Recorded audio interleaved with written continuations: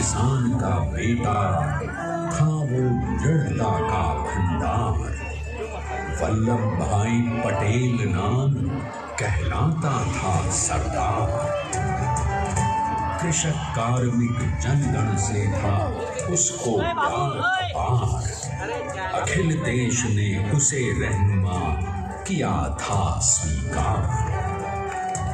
गांधी बापू का शिष्य, सत्य अहिंसा का अवतार, किंतु एक भारत करने को हर लेता हथियार। लौह पुरुष संबोधन था वो लोहे की दीवार। तेज पुंज तुम, शक्ति तुम, ऋणी देश का नम्र नमन तुम स्वीकारो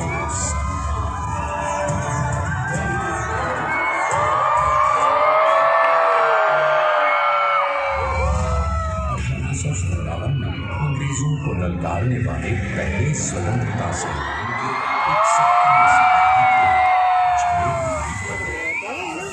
करमसद गांव के इस बहादुर देशभक्त किसान और उनकी बहन जाट भाई के 5 बेटों और 1 बेटी में से चौथे पुत्र थे वल्लभ भाई। बालक वल्लभ ने करमसद के बाद नडियाद से अपनी हाई स्कूल की शिक्षा पूरी की। फिर 13 साल की उम्र में उनकी शादी भी हो गई, छोटी सी झवेर बाई से। 2 बच्चों, बेटी मनी बहन और बेटे डाया भाई को जन्म देने के बाद झवेर बाई असम में ही चल बसी। सदी बदलने और 20वीं सदी आने पर उनका जीवन भी एक चमत्कार की तरह बदला। प्लीडर का इम्तिहान पास करके वो वकालत करने लगे। पहले गोधरा, फिर आनंद और उसके बाद अहमदाबाद में। मगर जल्द ही वकालत छोड़कर वो बैरिस्टर बनने की इच्छा से इंग्लैंड चले गए। लंदन में बैरिस्टरी में अव्वल आने और वजीफा जीतने वाले वो अनोखे भारतीय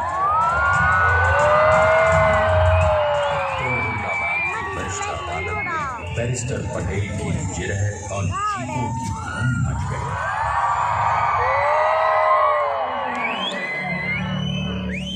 तभी एक युग पुरुष ने वल्लभ भाई के जीवन की धारा ही बदल दी। दक्षिण अफ्रीका में सत्याग्रह के अहिंसक अस्त्र से गोरे शासकों को सबक सिखाकर भारत वापस आए बैरिस्टर मोहनदास करमचंद गांधी से मिलकर वल्लभ भाई ने अपने कुछ वर्षों से सीखे विदेशी व्यवहार और संस्कार हमेशा के लिए त्याग दिए और अब वो अपने खेड़ा के किसानों को हक दिलाने के लिए बापू के साथ आंदोलन में कूद पड़े।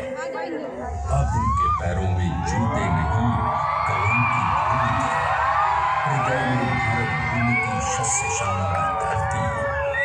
मन में थे गांधी और मस्तिष्क में एक नए स्वतंत्र भारत का सपना।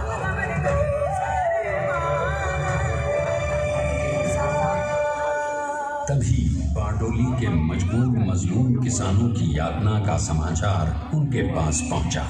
तुरंत वल्लभ भाई वहां पहुंचे और यूं शुरू हुआ भारत का सबसे बड़ा और सफल किसान आंदोलन बारडोली।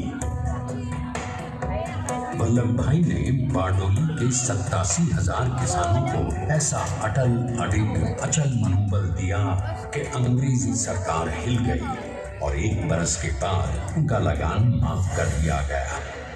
अब तो पूरे देश में लोग वल्लभ भाई के नाम की कस्में खाने लगे।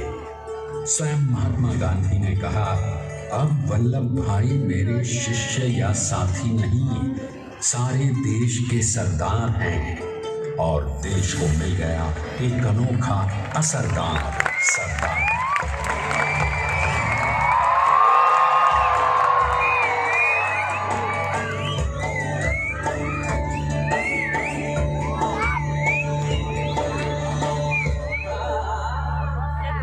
सरदार पटेल के नाम और देशभक्ति से अंग्रेज डर कर कांपने लगे।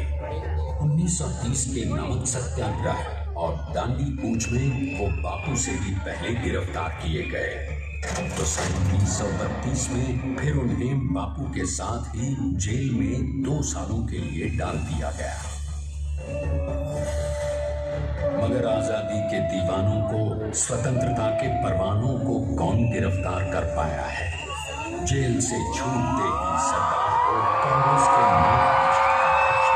चुना गया और उनकी सरपरस्ती में राष्ट्रवादी भारतीयों ने तमाम ब्रिटिश सूबों में जीत हासिल कर वहां अपनी स्थानिक सरकारें बनाई। किंतु सरदार का सपना केवल सरकार बनाना नहीं था, उनका स्वप्न तो था एक ऐसे हर रूप, हर जात, मजहब, तबके का हिंदुस्तानी एक साथ मिलकर एक ऐसा नया भारत बना सके जहां पूर्ण स्वराज के साथ सारे समाज को गरीबी, अशिक्षा, छुआछूत से आजादी मिल जाए।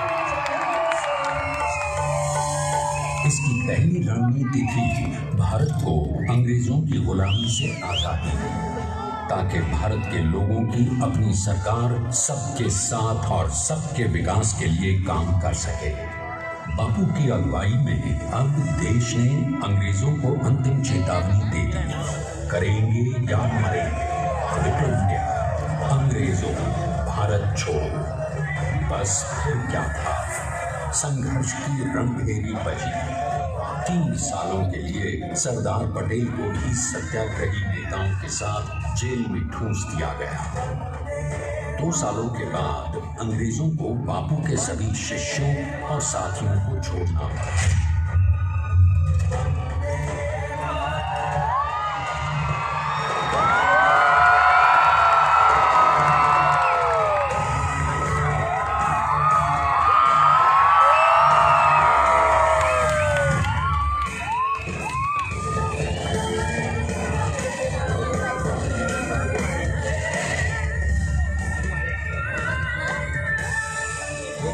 स्वतंत्रता के स्वप्न के सच होने के साथ अब सरदार पर कई एक नई जिम्मेदारियां थी। आने वाली आजादी की तैयारी और एक नए भारत के लिए नए लोकतांत्रिक संविधान की संरचना। जैसा उनके साथी ने खुद कहा था, सरदार ने ही 6 हथौड़ी लेकर एक नए भारत को उकेरा है।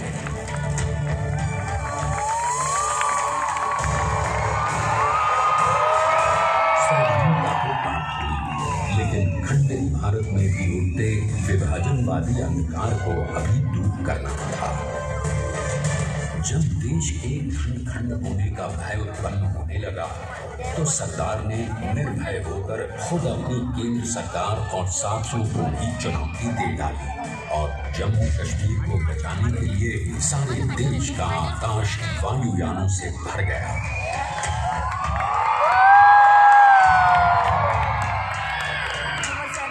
फिर हैदराबाद और जूनागढ़ के भारत में विलयीकरण को पाकिस्तान से चुनौती मिली। सरदार चाहते थे कि देश की 1 इंच धरती अब और विभाजित नहीं होनी चाहिए।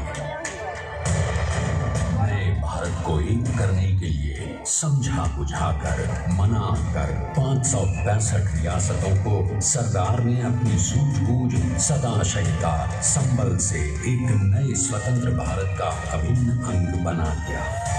हमारे इतिहास में अखंड भारत के पुरुषार्थ का ये एक महान अध्याय है।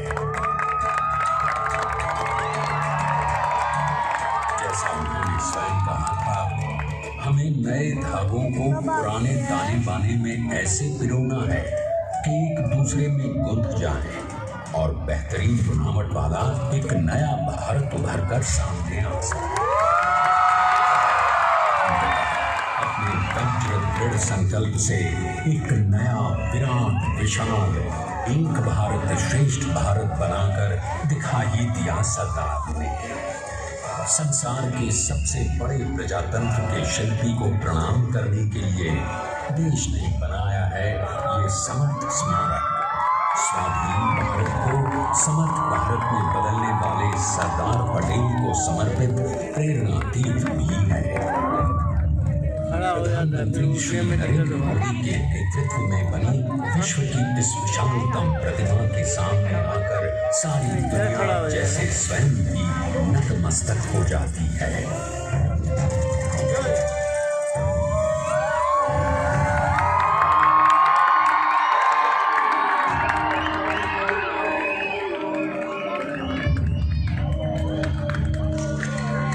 देश को बना गया वो अमित अटल,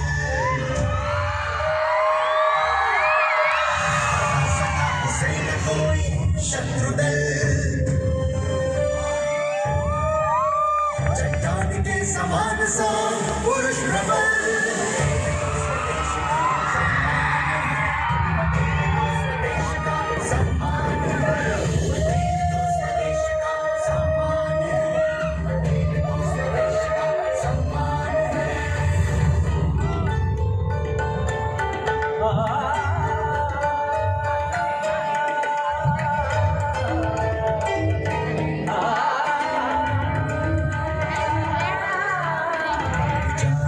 आकाश को छुए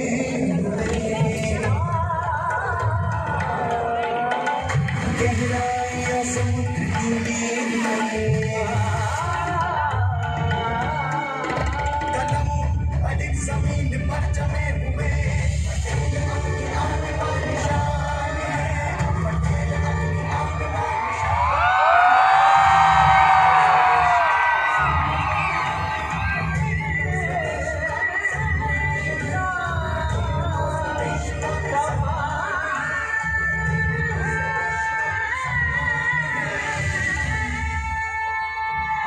देखते हैं कि अपने लौह पुरुष को श्रद्धांजलि देती 182 मीटर ऊंची विश्व की सबसे विशालकाय प्रतिमा का निर्माण कैसे हुआ।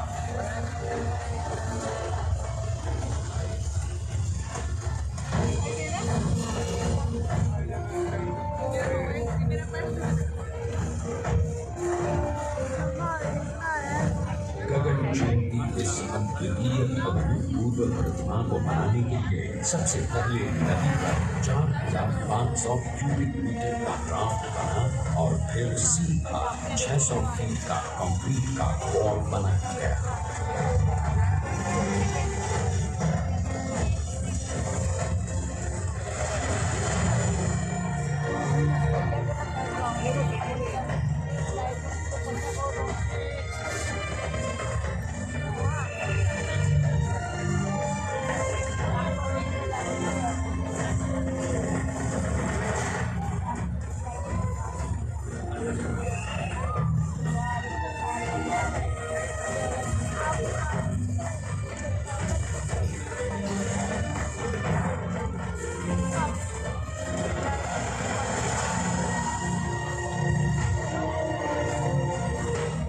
इस कंक्रीट फ्लोर के साथ लगाया गया स्टील का फ्रेमवर्क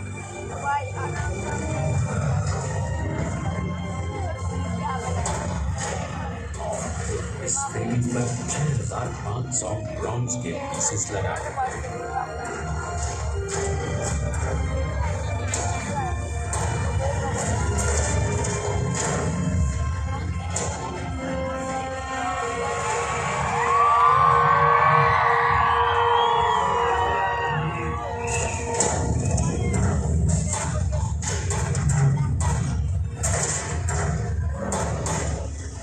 सोचिए कि 182 मीटर ऊंचे इस भव्याति भव्य स्मारक के निर्माण में कितना सामान और मेहनत लगी। 70,000 metric ton cement, 18,500 metric ton reinforcement steel, 6,000 metric ton structural steel और 1,700 मीट्रिक टन ब्रॉन्ज।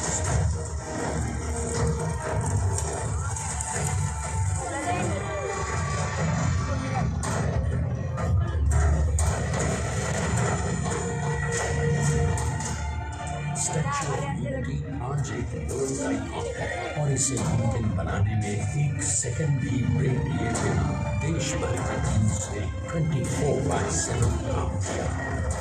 250 से ज्यादा इंजीनियर्स, 4,500 से ज्यादा स्किल फोर्स और 3 लाख मानव दिन।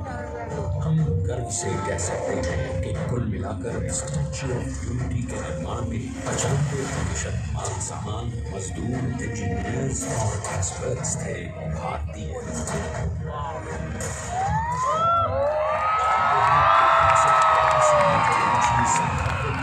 बनाने में कितना समय लगा? डिजाइन के लिए 12 महीने और निर्माण के लिए 34 महीने, यानी कुल मिलाकर केवल 46 महीने।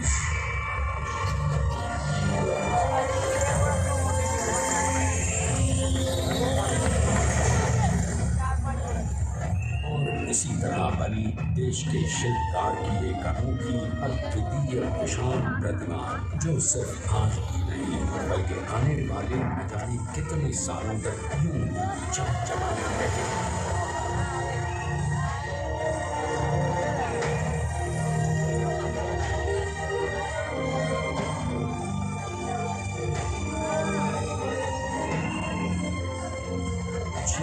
महीनों तक लगातार बिना रुके एकजुट होकर जाने कितनों ने परिश्रम किया और उनका साथ दिया भारत की 7.25 करोड़ जनता।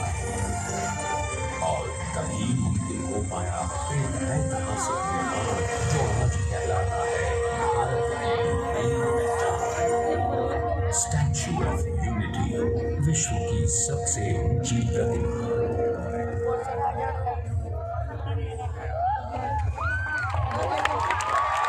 सरकार ने अपनी गंभीरता, शालीनता और दूरदर्शिता से भारत को संगठित करने के असंभव कार्य को संभव कर दिखाया। आइए आज हम सब उन्हीं की महिमा में विश्व के सामने एक उदाहरण रखें, क्योंकि ये ही भारत को श्रेष्ठता के मार्ग पर ले जाएगा। हमारा कर्तव्य ये है कि हमें निश्चय कर लेना चाहिए कि हमें हिंदुस्तान में जितने लोग हैं सबको मिल के भाई भाई की तरह रहना है। स्टैच्यू ऑफ यूनिटी एकता की प्रतिमा और श्रेष्ठता का प्रतिबिंब है। एक पहल है इस अखंड भारत को श्रेष्ठ भारत बनाने के सपने को पूरा करने के लिए। एक पुकार है हम सबको एकजुट होने के लिए। एक आंदोलन है भारत को सबसे आगे ले जाने के लिए, श्रेष्ठ बनाने के लिए। और विश्वास से ही बनेगा एक भारत श्रेष्ठ भारत। एकता का स्मारक है, एकता का संदेश है कि भाषा ने एक, राज्य अनेक, राष्ट्र एक, पंथ अनेक, लक्ष्य एक, बोली अनेक, स्वर एक, रंग अनेक, तिरंगा एक, समाज अनेक, भारत एक, रिवाज अनेक, संस्कार एक, योजना अनेक, मकसद एक, कार्य अनेक, संकल्प एक, राह अनेक, मंजिल एक, पहनावा अनेक, रीता एक, चेहरा अनेक,